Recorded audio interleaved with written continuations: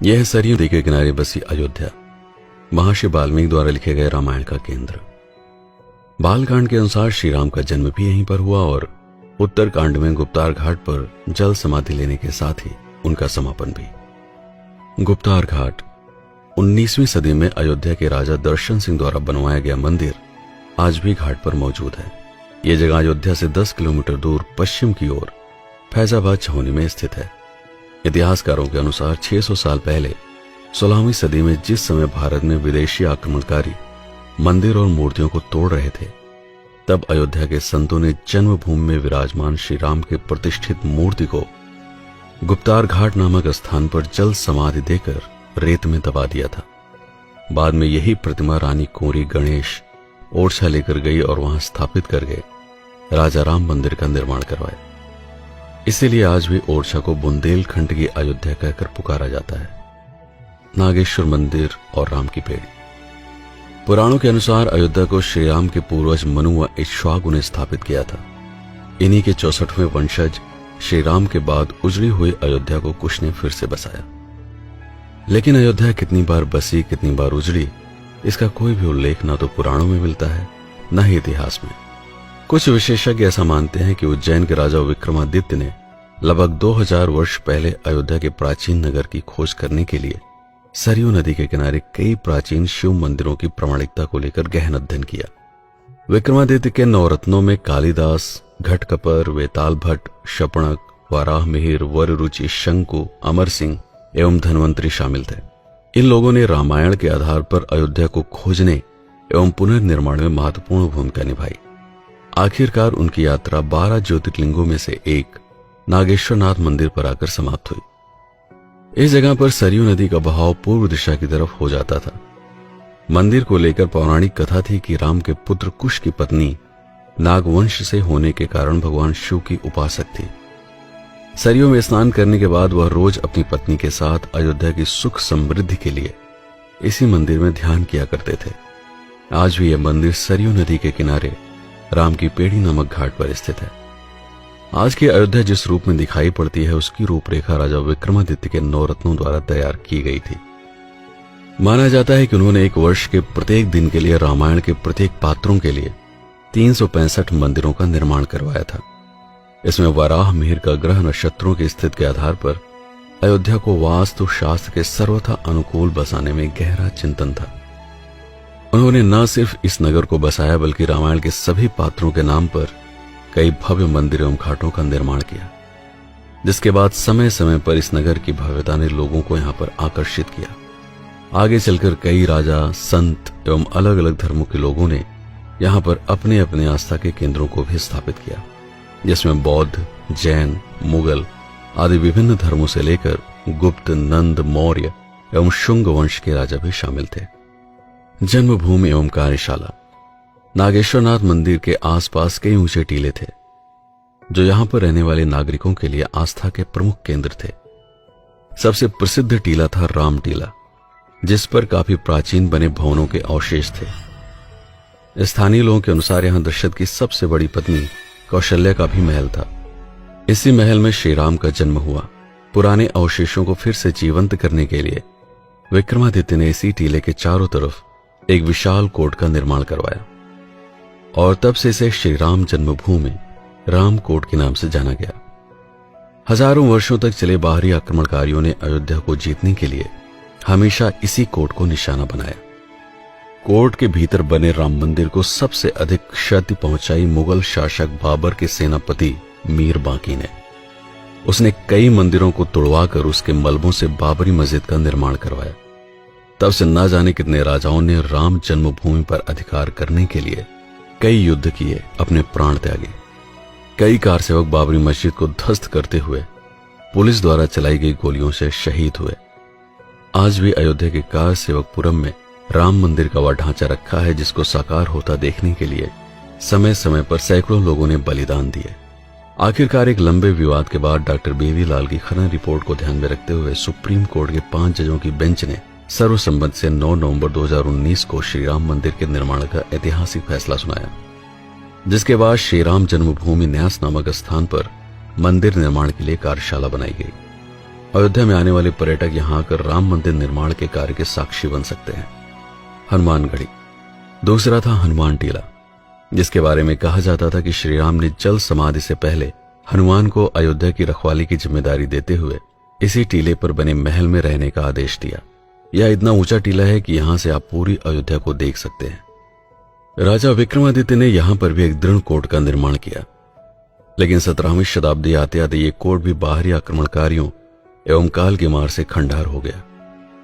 1740 में अवध के नवाब शुजाउद्दौला के बीमार बेटे की जान बचाकर निर्वाणी अखाड़ा के शिष्य अभय राम ने हनुमान कोट में एक भव्य मंदिर के निर्माण की इच्छा व्यक्त की।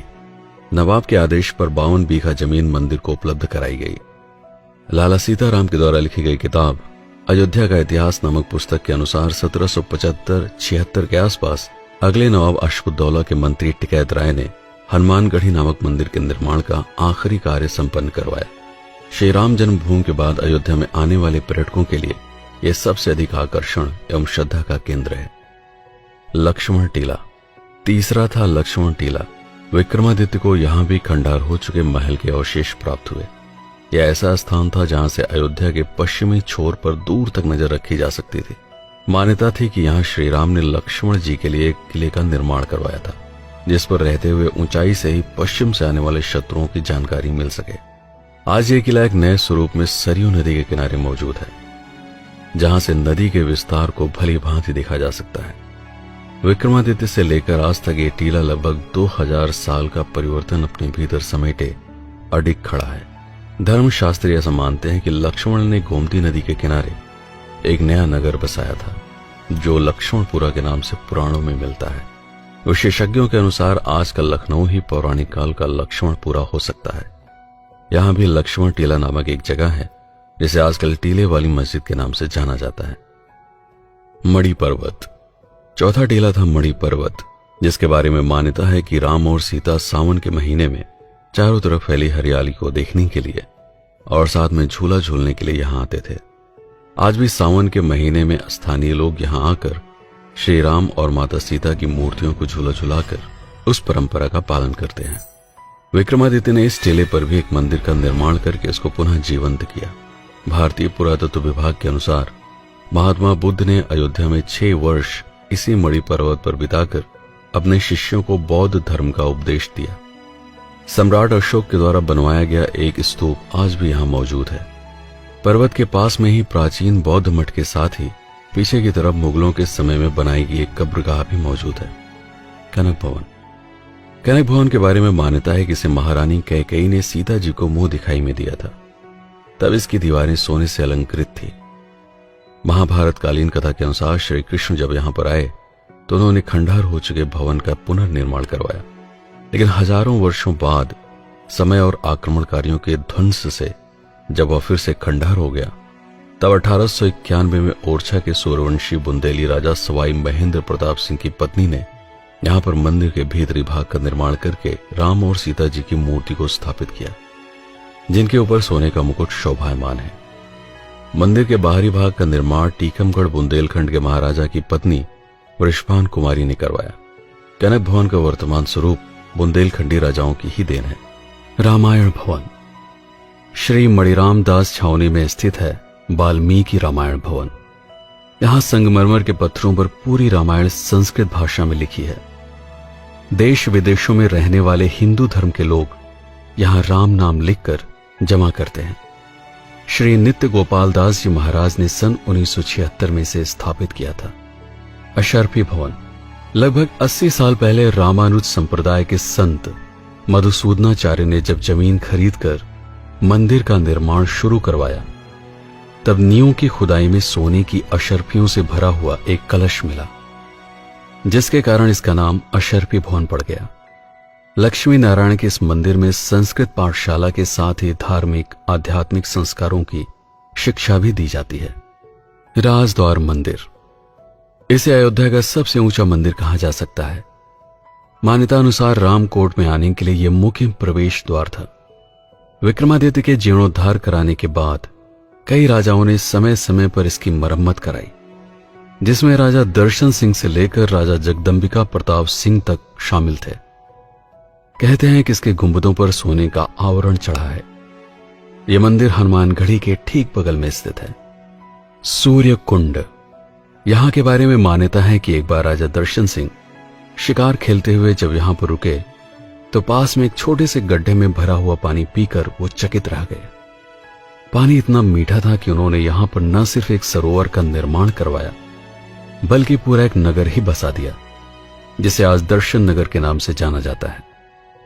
खुदाई में मिले एक विशाल पत्थर को तराश कर सूर्य देव की मूर्ति बनाकर यहां स्थापित की गई। भरत कुंड या नंदीग्राम। अयोध्या से 15 किलोमीटर दूर दर्शन नगर भरत कुंड मार्ग पर नंदीग्राम नामक स्थान है। पौराणिक कथा के अनुसार जब राम वनवास के लिए चले गए तब उनके वियोग में राजा दशरथ का देहांत होने पर भरत ने इसी कुंड में उनका पिंडदान किया था। कुंड के दूसरे छोर पर आज भी लोग पूर्वजों का पिंडदान करके बिहार के गया जाने की शुरुआत करते हैं। यहां से कुछ ही दूरी पर वो स्थान है जहां पर भरत ने श्री राम की अनुपस्थिति में उनकी पादुकाओं को पूजते हुए 14 वर्षों तक एक सन्यासी की तरह सभी सुखों का त्याग करके अयोध्या का राज कार्य संचालित किया था। यहां स्थित एक कुएं के बारे में मान्यता है कि इसमें भरत ने चित्रकूट से वापस लौटते समय अपने साथ लाए हुए 7 कूपों का जल संग्रहित किया था। 24 अक्टूबर 1918 से प्रारंभ होकर निरंतर 14 वर्षों तक यहां सीताराम का अखंड जाप होता रहेगा। मखौड़ा धाम। अयोध्या से 15 किलोमीटर दूर बस्ती जिले में स्थित है मखौड़ा धाम। यहां पर संतान का सुख पाने के लिए लोग हवन एवं पूजन करते हैं। पौराणिक मान्यता के अनुसार यही वो स्थान है जहां पर राजा दशरथ ने श्रृंगी ऋषि के मार्गदर्शन में पुत्र पाने के लिए यज्ञ किए थे, जिसके परिणाम स्वरूप राम, लक्ष्मण, भरत एवं शत्रुघ्न पैदा हुए। आज भी दूर दूर से लोग यहां गहरी आस्था लेकर आते हैं। इन मंदिरों के अलावा आपको अयोध्या की हर गली, हर सड़क पर कोई न कोई आकर्षक मंदिर व ऐतिहासिक भवन दिख जाएंगे, जैसे दशरथ महल। हनुमानगढ़ी से कनक भवन की तरफ जाते समय यह मंदिर रास्ते में पड़ता है। मान्यता है कि इस महल को राजा विक्रमादित्य ने उसी स्थान पर बनवाया था जहां पर राजा दशरथ का वास्तविक महल हुआ करता था। तुलसी स्मारक भवन। इस दिव्य स्थान पर श्री रामचरितमानस की रचना हुई। राज सदन। यह अयोध्या के राजा दर्शन सिंह का महल है। आज भी अयोध्या के वर्तमान राजा यहां पर निवास करते हैं। सुग्रीव टीला। श्री राम ने सुग्रीव के लिए यह किला बनवाया था। रत्न सिंहासन। यहां श्री राम का राज्याभिषेक हुआ था। छोटी देव काली। यहां सीता जी द्वारा शादी के बाद मायके से लाई गई मूर्ति स्थापित की गई। स्वर्ग द्वार। सरयू नदी के किनारे सबसे पहले इसी घाट का निर्माण हुआ था। भगवान कालीराम। यह मंदिर नागेश्वर नाथ के पास ही है। विक्रमादित्य के समय की मूर्तियां जो पहले राम जन्म स्थान पर थी अब यहां स्थापित है। ब्रह्म कुंड। इसका मूल नाम ब्रह्म तीर्थ है। गुरु नानक देव जगन्नाथपुरी जाते समय अयोध्या के इसी स्थान पर ठहरे थे। गुरु गोविंद सिंह का भी इधर आगमन हुआ था। इसके अलावा नल नील टीला, अंगद टीला, कुबेर टीला आदि भी पौराणिक स्थान है। इनके अतिरिक्त अयोध्या में सरयू नदी पर कई घाट हैं। कुछ घाटों के नाम श्री राम व उनके परिवार के सदस्यों के नाम पर हैं, जैसे राम घाट, कौशल्या घाट, सुमित्रा घाट, कैकेयी घाट, लक्ष्मण घाट, जानकी घाट। इसके अलावा राजघाट, अहिल्याबाई घाट, चक्र तीर्थ घाट, गुप्तार घाट, विष्णुहरि घाट, प्रहलाद घाट, नागेश्वरनाथ घाट, वासुदेव घाट, पाप मोचन घाट, स्वर्ग द्वार घाट, नया घाट आदि। अयोध्या में लगभग 31 कुंड या सरोवर हैं, जैसे राम सरोवर या राम तीर्थ, दशरथ कुंड, भरत, लक्ष्मण, शत्रुघ्न, सीता, मांडवी, हनुमान, सुग्रीव, विभीषण, राधा, रुक्मणी व सूर्य कुंड आदि। यहाँ प्रमुख 7 अखाड़े हैं: निर्वाणी, खाकी, दिगंबर, निर्मोही, संतोषी, निरालंबी, महानिर्वाणी अखाड़ा, रघुनाथ दास जी की छावनी एवं बाबा रामदास जी की गद्दी। यात्रियों के रुकने के लिए यहाँ पर लगभग हर मंदिर के साथ धर्मशालाएं हैं, जैसे कन्हैयालाल धर्मशाला, बिरला धर्मशाला, बंबई की सेठानी की धर्मशाला, भावनगर की रानी की धर्मशाला, सेठ मोहनलाल, सेठ लखनऊ वाले, सेठ सूरजमल, सेठ शिव नारायण की धर्मशाला आदि। यहाँ पर यात्रियों के रुकने के लिए उचित व्यवस्था होती है। अयोध्या धाम में पूरे वर्ष ही पर्व उत्सव मनाए जाते हैं, साथ ही कई मेले भी लगते हैं। जैसे रामनवमी, रामानुज जयंती, जानकी जन्मोत्सव, सरयू जयंती, रथ यात्रा, तुलसी जयंती, गुप्तार घाट का मेला, रक्षाबंधन, रामलीला, भरत मिलाप, हनुमान जयंती, कार्तिक पूर्णिमा, श्री राम विवाह, महाशिवरात्रि आदि। इतनी जानकारियों को समेटने के बाद भी संभव है अभी बहुत सारी चीजें छूट गई हों। वीडियो को देखने के बाद अगर कुछ और महत्वपूर्ण स्थान छूट गए हों तो कृपया कमेंट में जरूर बताइएगा। भविष्य में जब कभी भी इसका अगला संस्करण प्रकाशित होगा तो उसमें उन सभी को भी शामिल किया जाएगा। वीडियो अगर उपयोगी लगा हो तो लाइक करना मत भूलिएगा। मैं हूं पीके सिंह और आप देख रहे हैं प्रतापगढ़ हब। इस वीडियो पर अपना समय बिताने के लिए आपका बहुत बहुत धन्यवाद।